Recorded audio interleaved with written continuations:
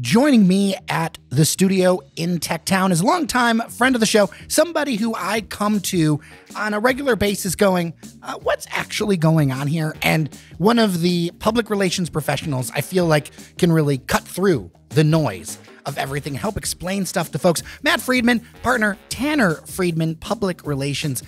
So good to talk to you. Welcome back to Daily Detroit. You too, Chair. Always good to be here. Your audience really tries to go beyond the headlines, and I'm glad I can help with that when I can. Oh, for sure, for sure. We've got a lot to talk about because, geez, like there's everything from like the state of media to Bally Sports to just everything. There's just a ton of stuff happening in the media world right now. It's kind of hard to pick a place to begin. It is. I get asked about what's going on with TV all the time. It's the first thing clients will open meetings with sometimes, trying to get me to talk about that before we have to talk about whatever the meeting was supposed to be about. Oh, for sure. And TV really has a hold on a lot of people, especially, you know, look, TV does get a lot of attention from folks, but also TV for so long has kind of been, is it the gold standard of public relations wins, or it's just so important, especially here? It feels like television is king in Metro Detroit. I mean, to some extent it is. If your goal is to get in front of a large audience, local TV news still has the largest audience of anything going in media in this or every other market. The challenge for the people trying to make a living in the TV business and work for the companies and sustain those companies is, while the audience is still the largest of all the others, it's a lot smaller than it used to be. And that's what's driving so much change, that there's a chance that if you don't run this soon, this could get dated, this conversation, because things are changing so fast. It did not used to be that way. It used to be very solid. I started my career at WDIV more than 25 years ago now as a floor manager, and things were very rock steady, very solid, all those things. Now it feels like the pace of change is higher. And for those who don't know, let's talk about the news peg and why we're having this conversation about TV is the word about some changes over at WDIV with a number of talent that is, I think it's fair to say, on the older side of things, and a buyout that was offered where you're going to see some changes on your TV screen. Yeah, we've seen this in waves over the last decade or so. Channel 7 had one where Diana Lewis and Don Shane and Jerry Hodak left, and people felt an emotional affinity to them. And I was asked a lot about that. It had to do with budgets and the handwriting on the wall at the industry at the time, and also some people who had gotten to a point in their careers where maybe they didn't want to work until midnight, Monday through Friday anymore. All those things added up. What we're hearing about now are buyouts, which we've seen at the newspapers in this market on and off for the last almost 20 years, where these corporations that own these media properties say to their long tenured employees, we'll give you some money this year to go away, or you can take your chances at the end of your contract, whenever that might be. And the reason why we see this happening in the TV business now is 2024 is a really good year for that business because of election advertising. Next year, that election advertising revenue goes away, and 2025 is setting up to be potentially the worst year in the history of what had been a very successful and lucrative business, and that is owning and operating local TV stations. And there are a lot of reasons for that, but mostly it's because of how we consume video in our own homes and on our own devices. If you're going to cut the cord, and so many have, and I'll bet in listening to this show in particular, so many of your audience has, because it fits the demographic profile, every time you cut the cord, you essentially hurt your local TV station in ways you can't even picture. We can talk about that if you want, but most people don't think about this, that there's money that it gets paid by the cable companies and the satellite companies, what's called retransmission.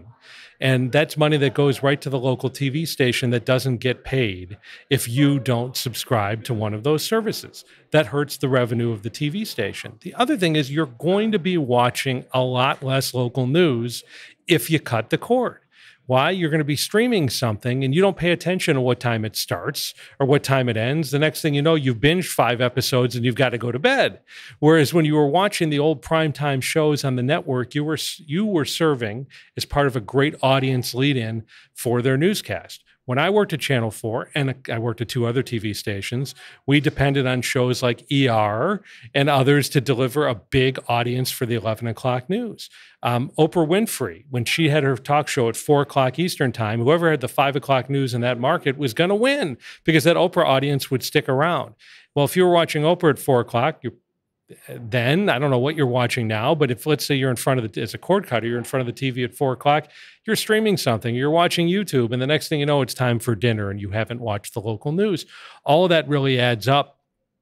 And it's caused an economic slowdown in the business, and these companies that used to expect huge profit margins, I'm talking 40 to 50% profit margins 25 years ago, are not going to be able to get anywhere close to that. And the way that they tend to cut is in salaries. The other way they could cut is equipment, but they need that to do TV every day. Well, and that equipment has a longer lifespan, all that other kind of stuff, right? You can also sometimes replace staff with equipment. I remember I was on board just after they made the transition from camera people to robots. Mm-hmm. And that was a huge cost savings for them. It was. But younger audiences, I don't need to tell your audiences, younger audiences are just not watching the local news. And I've talked to not only my kids, I've got 2 Gen Zers, and I've talked to even people who work for my clients, and they're just not as in tune with the TV news as they used to be. Even those who are voracious news consumers are not watching at 5, 6, 10, and 11. Of course not.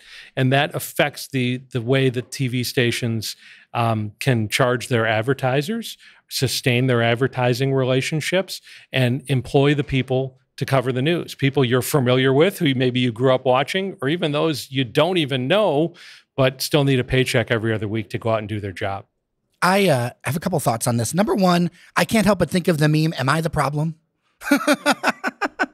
You know, being an online producer of local content, you know, we do entertainment, we do news, we do things like that. I can't help but wonder, like, am I part of this whole ecosystem shift? And I do think that I am, and what we do at Daily Detroit is.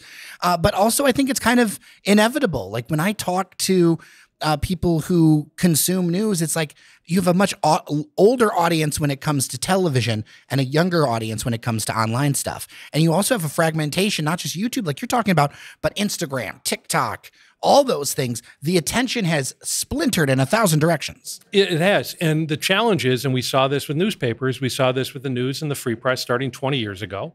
We saw this with radio, and now it's TV's turn. It's very easy to say the audience doesn't want the news on TV anymore. They want it on their phones, or they want it on their tablets or on the go. The challenge is that because the audience splinters, as you mentioned, Jer, the media properties can't charge as much for advertising on those platforms as they could when they were charging Art Van for TV spots in every break of every newscast during their glory and gravy years. And the economics just don't add up. I mean, it's what they used to say in the newspaper business 20 years ago. It was dollars for print, pennies for pixels. Kind of similar in the TV business. And so in order to make the economics work, it's going to affect staffing.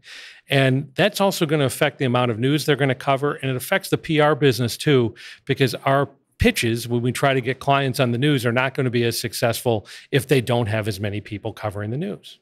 Well, it's very much a symbiotic relationship between you and working with journalists and things, because there's a lot of benefits to working with folks, you know, the back and forth of all this thing. And there's an understanding of the cadence and the timing.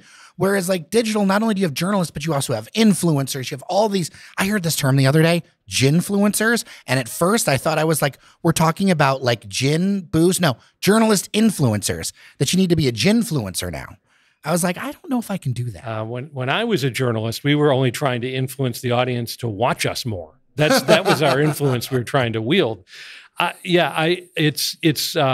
It's a real trick. I mean, a lot of clients just don't understand how come their news can't get covered anymore. And I try to explain there's nobody who is employed to be in charge or in tune with what that news is.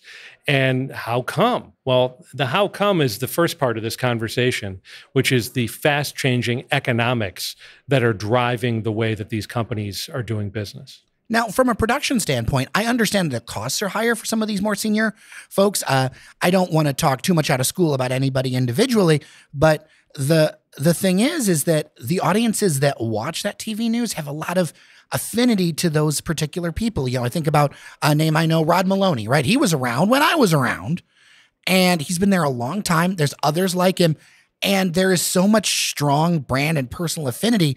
I always worry about cutting people who a lot of people really like. Of course. And I don't want to talk about anybody's situation in particular. I only mention him because it's all over the news. Yeah, and everybody has to make their decisions about their lives and careers. But here's what we know has happened, because we've seen it in the newspaper business and we've seen it in the radio business, is that not only are they going to lose personalities and people in the community who their audiences have connected with, they're also going to lose institutional knowledge that's going to affect the way that they remember and cover stories. And it's a real challenge when what I'm concerned about is that the only people with the institutional knowledge are going to be the politicians and the PR people and the people that the news people cover.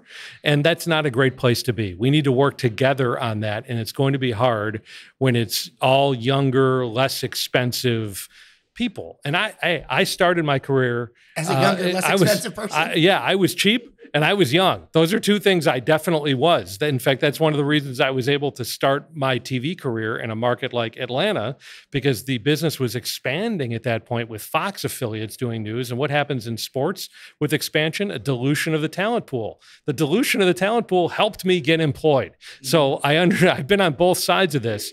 But this is something that, from the journalism side, these news organizations are going to have to reckon with. It makes everybody's job harder. Now, what do you think about things like journalism collaborative? So recently there was a summit in town talking about collaborative journalism between nonprofits and for-profits and PBS Detroit and things like that. What do you think about that to help fill in the gap? Well, full disclosure, PBS Detroit is a client of mine, and I've consulted them for many years on different things. So I want to get that out of the way. But I can say that there are gaps in the marketplace that nonprofit news outlets are filling. And if you look at coverage of events and daily coverage of news in Lansing and Detroit, Bridge is right there and staffed up better than most. And they're just one of several examples. Outlier is another one. Then there are entrepreneurial efforts like here at Daily Detroit. So we're encouraging our clients when we look at the media spectrum to widen it as much as possible. Maybe it's not the brands that you knew 20 years ago. Look at the audience that you're trying to reach and what are they consuming. And there are more choices than are obvious, but nobody is staffed anywhere close to what the legacy outlets were staffed like 20 years ago. I mean, I'll be honest, I would love to have 5 or 6 or 10 more people, because there's so many more products and things that we could do, even in our little digital corner of the world. There are so many things every day that I wish we could do, and the gap is money. 100%. That's what it is. That's what's missing. It's one of the things I have to educate clients on sometimes is it's not that there's less interest in news. That's not true. It's not that we're polarized at the local level. That's not true. They think of cable, and the fact of the matter is that cable, quote unquote, news, Fox News, CNN, MSNBC is basically a niche. It's about 5 million people a night. So what about everybody else? They're not necessarily looking for a political home. They're looking for news and information that's relevant to them, but the economics are such that there just isn't the financial windfall there used to be to not only fund the journalism, but create big profits for owners. It was a 1-2 punch. When I first started in the TV business, one of my mentors said to me, they have a license to print money. Nobody feels like that anymore. That was 30 years ago, not now.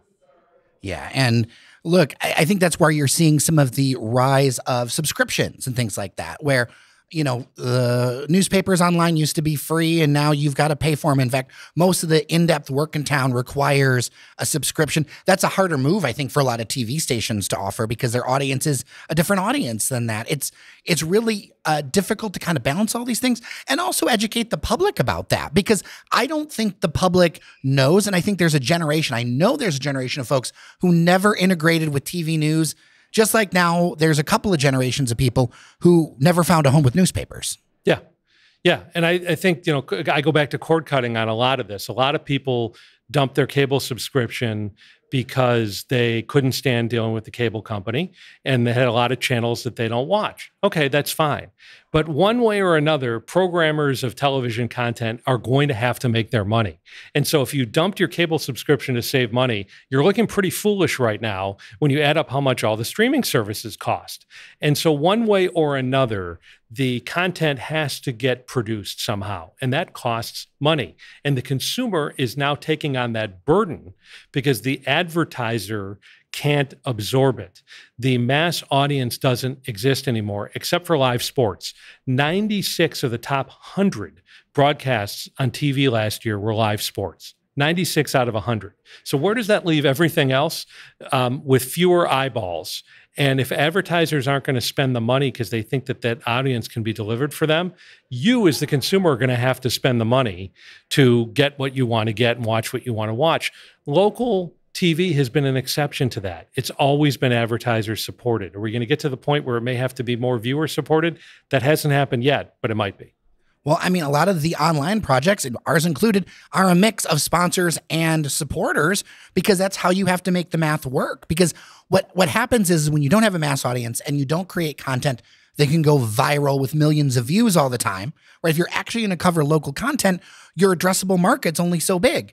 And so you have to find a way to negotiate those dollars a little bit differently, especially with everything so splintered. You were mentioning about sports. This is a great segue to talk about something that is near and dear to the heart of a lot of sports fans, myself included as a Tigers fan, this Bally Sports thing. And it is dragging on. I have a lot of thoughts about this, but what are you seeing out there and kind of what set the table for us? This is a symptom of the fast-changing environment in television.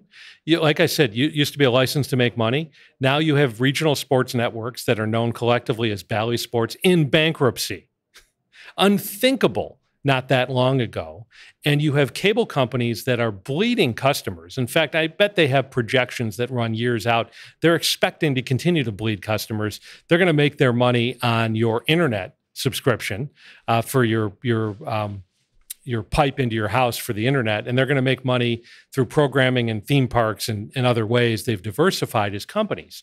And so you have these two forces going at each other, and fans are caught in the middle. And I want to be very clear about this. This Bally Sports issue is not just a Detroit issue. It's been thought of very parochially by Tiger fans.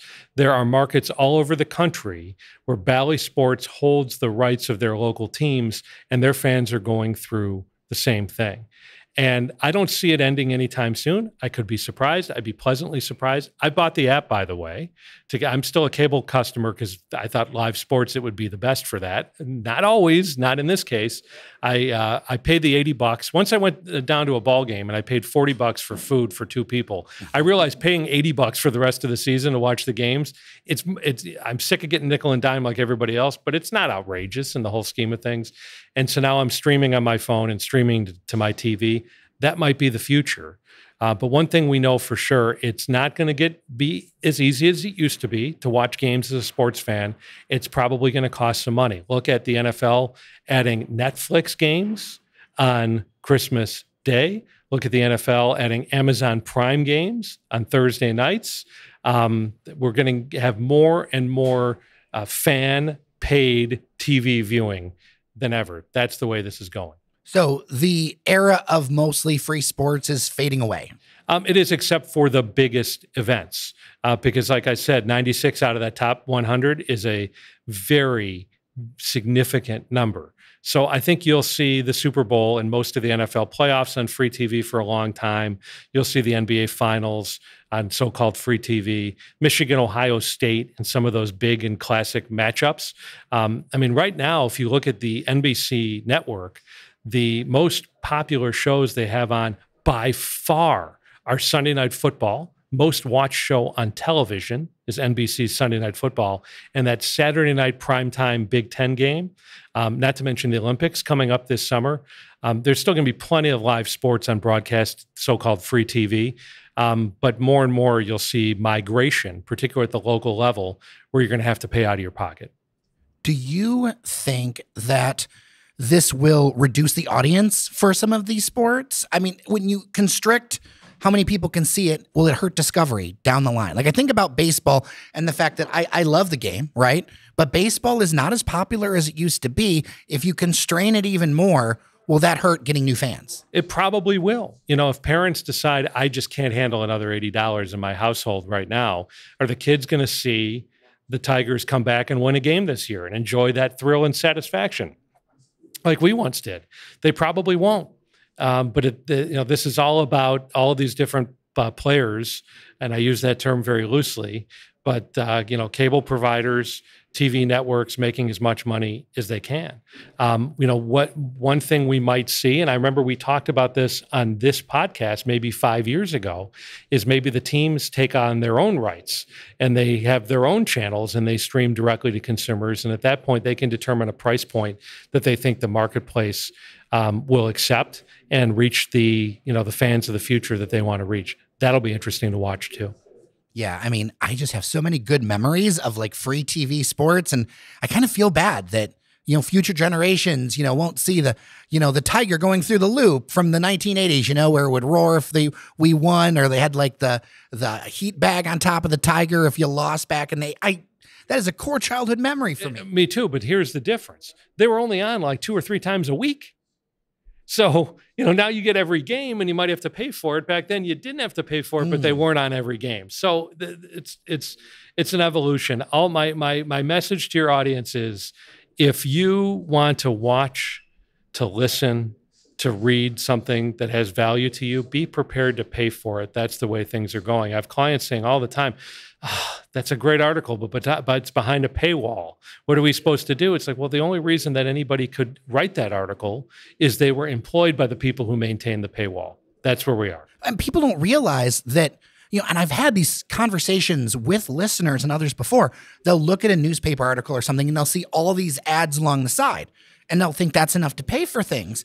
And it is not. The trade-off, I know from being behind the scenes where we used to do written content, we're never going to do written website content again unless it's for the newsletter, because there's literally no money. You can spend, a whole day, and you might get for 20, 30,000 people or whatever seeing a piece, you're not going to get enough to pay an hour or 2 of time because it just pays nothing. And keep in mind, local media, with the exception of the nonprofits and the independents, is not really local. I mean, there are decisions that are made locally about news, of course, but these are big Wall Street companies that own these media properties, and they have expectations that they have promised to shareholders to make certain amounts of profit. And in order to do that, they need to charge you, and they need to sell ads, and they need to host events. They're looking for revenue every way that they can so they can deliver profits to their shareholders, just like every other big public corporation.